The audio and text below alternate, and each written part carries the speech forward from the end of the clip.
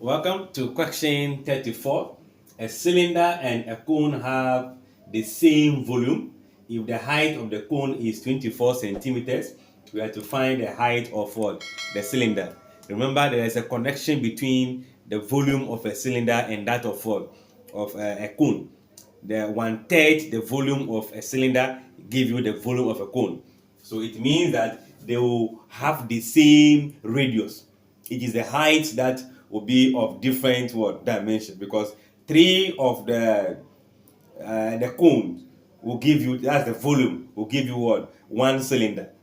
So if I have a cylinder that have this, it means that if I have the cone will be placed inside in three places.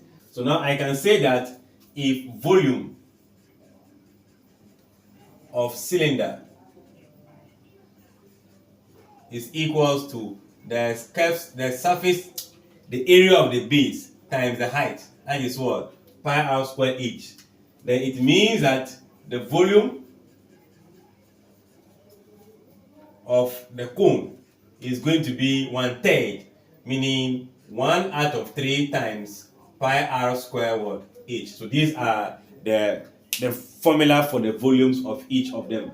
Now, since we are asked to find the height of the cone, of the cylinder, meaning their height are different. So let's put a demarcation inside and have here as what? Capital what? H. Maybe I should have used capital H here and use here. It's the same anyway. I just want to bring the first one first. All right. Now, what do? We are going to equate. They are the same. So I should have this value, pi r square h equals to 1/3 pi r square what? H. But we are giving the height of the cone.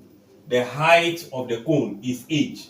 So I can remove this and put here times what? 24, right? So these are the volumes. This, if you multiply here by 22/7, same here, it will cancel.